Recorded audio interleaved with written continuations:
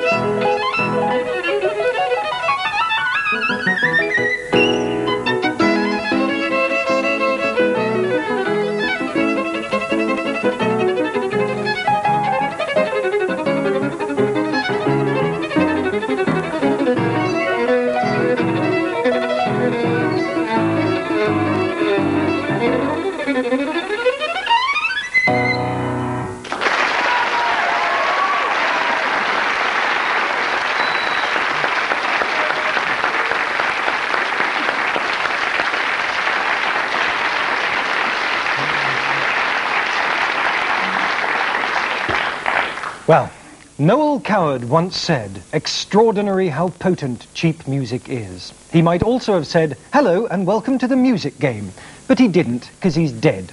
So, I've stepped in at the last moment. Pretty simple, really. I ask questions about all aspects of music, and my 3 star guests look blank and faintly embarrassed. My trio tonight. First, the presenter of arguably the best pop and comedy program currently on Radio 1 or Radio Anywhere, indeed.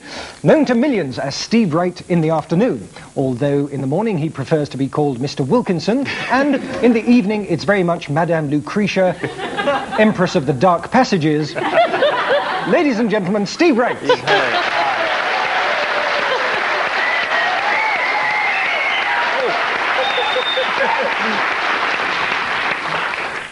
Next to him, a hugely talented and popular actress of stage and screen who once appeared as Salome in a musical about John the Baptist called Look Out Ahead. I'm sorry, Look Out Ahead. Nichola McAuliffe.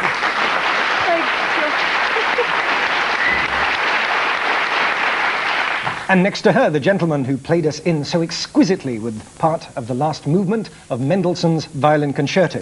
He's a fellow and professor of the Royal Academy of Music and music director of the London Chamber Orchestra. He plays a mean Stradivarius and a slightly more generous stylophone. Christopher Warren Green.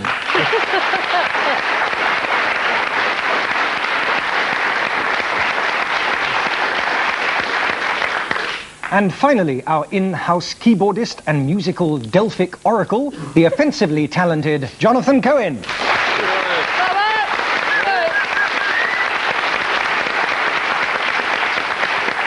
Right, first of all, a general knowledge round to settle you in and get you used to the idea of being asked questions in front of a load of strangers, before we move on to more detailed interrogations. So sit back, enjoy the programme, and relax! Good, here we go. Nichola. Yes. Your general... Oh, I'm sorry, we'll start with Steve. Steve, take a look at this concert that was being held in the world's biggest bouncy castle.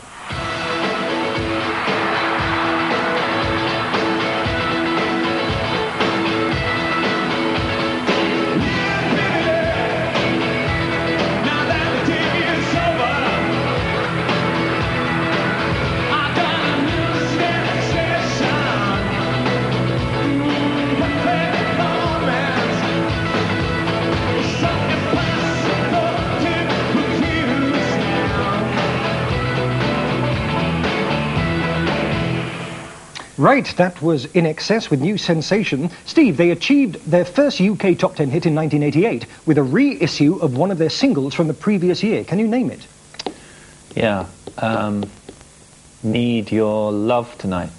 I'll accept that. It says Need You Tonight, but that's close enough. 2 points. Need You Tonight. Nichola, Yes. Your turn now. Have a listen to this, please. I had a dream about you, baby. It's gonna come true, baby.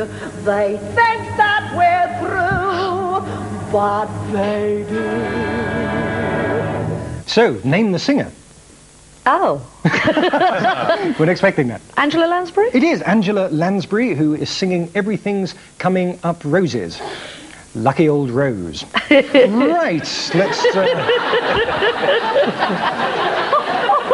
Disgusting. No, it isn't. It's a straightforward old pun. Chris, your general question. Tchaikovsky and Prokofiev wrote music based on which Shakespearean play? Romeo and Juliet. Absolutely right. 2 points.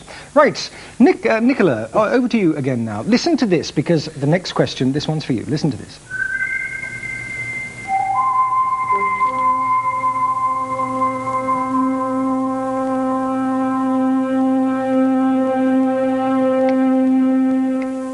Right, so, bit of a famous intro there. Could you name the piece and the composer?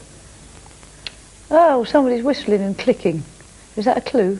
Yes, I think the whistle is a big clue for you. Well, it's not half a sixpence, is it? It's not. No. No. West Side Story? It's West Side Story. Oh, that was a guess. Sorry? Composed by? Bernstein and Sondheim. That's right. So, 2 full points there. Chris, your kind of audio clip, as it were now. In this finale of a famous concerto, the solo instrument has been cleverly cut out and the orchestral pieces have been edited together.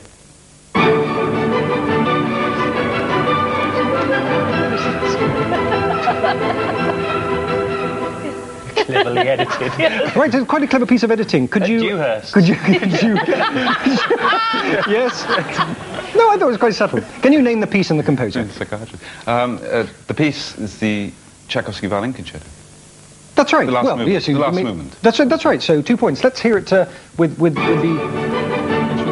There we are.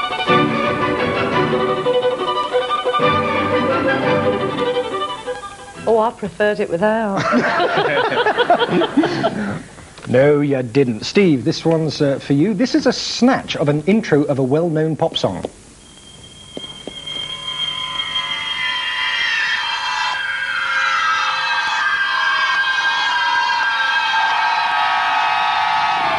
Name the song and the band. God, that's ridiculous. It's not for the benefit of Mr. Kite. What are you doing?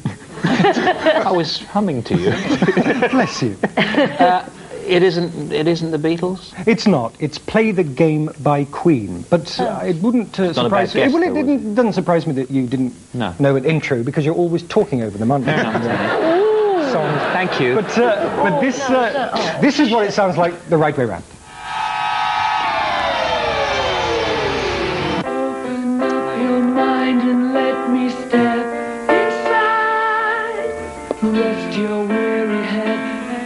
And very nice too. Okay, now it's time for another keyboard-inspired conundrum from Jonathan. What tinkling teaser have you got lined up for them today, Jonathan? Well, now, Chris, I'm going to play 3 short little pieces, and I wanted you to tell me what they all have in common, okay? I'm going to cross my hands and play this because the camera can't get to the right bits unless I do. That's got nothing to do with the question. All right.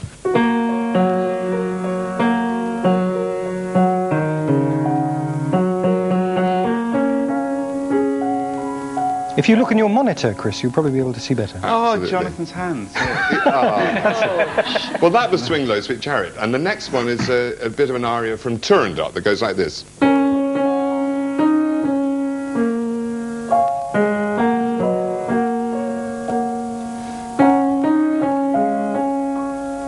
And the last one is a Scottish tune that goes...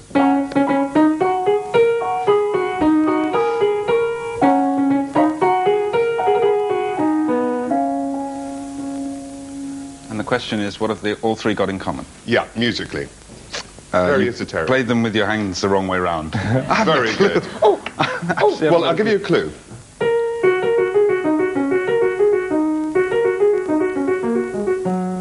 What notes am I, what sort of scale and notes am I using, do you think? They use the entire scale. Is that what they've got in common? In sequence. Let's hand it over to Nichola. She sounds as if she might. Rugby. Rugby. It's rugby. See, you'd like to play some rugby. You see, now? no, you're Scottish. It's rugby, isn't it?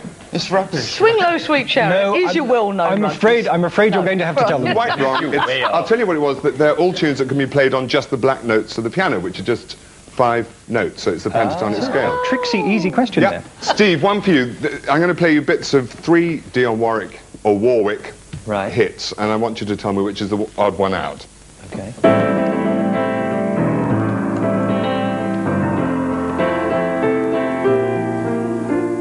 one. Right, The next got one that. is...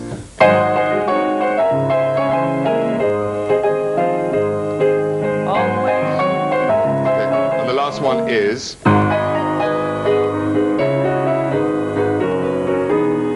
That's the intro. Oh, yeah. Heartbreaker. Okay. Which one do you think is the odd one out? As you say, they're all Dionne Warwick hits. Uh-huh. Were the first two written by Bacharach and the other fella? Absolutely right. And the other last one was written by, I think, either Barry or Maurice Gibb or both. Yeah, the Bee Gees. So Brilliant. Heartbreaker must be the odd one out? Absolutely. 2 full points. Well done. Excellent. Oh, good. We got an extra point. The first and the third both have heart In the title. That's true, but that had nothing to do with the question. Thank you very much. Right, Nichola, for you, now this is a sort of musical crossword puzzle clue. Thanks. And it's a pleasure. This is, which musical heroine is mixed up here? And the clue is in the title of this piece of music.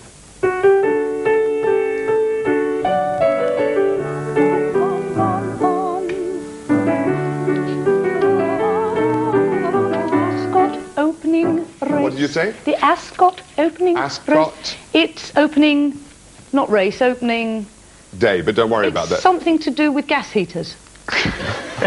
No, yes. No. What do you want, Eliza? It's a sort of anagram of part of the title, like Tosca. Ascot. Brilliant. Tosca, 2 points. Well done. Thank you. Good. Very good. Very good. Okay, thank you, Jonathan. Interesting round. Thank you again. Once again, we find ourselves now slumped in Oddity Corner. This is the music that time forgot, or at least is trying to forget. You'll see what I mean when you hear this. A foggy day in London town had me low and had me down. I viewed the morning with alarm. The British Museum had lost its charm. How long, I wondered, could this thing last? But the age of miracles hadn't passed. For suddenly I saw you there. And through foggy London town, the sun was shining everywhere. Right, fingers on buzzers. Who was that? And Chris? Dirk Bogart. Dirk Bogart, absolutely right. 2 points. He was singing A Foggy Day in London Town. He actually recorded a whole album of spoken songs. And we're going to hear that again now with all the camp taken out. That's it.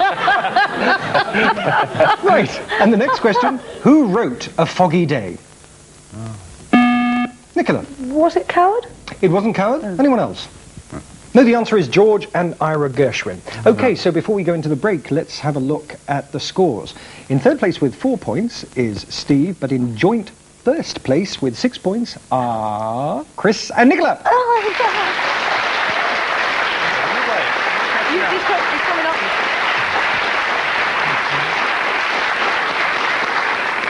Right, we're going to take a break now to have our sweat pads drained. Why don't you create a surge on the national grid with your kettles, and we'll see you when we've been powdered down and towelled off for part 2.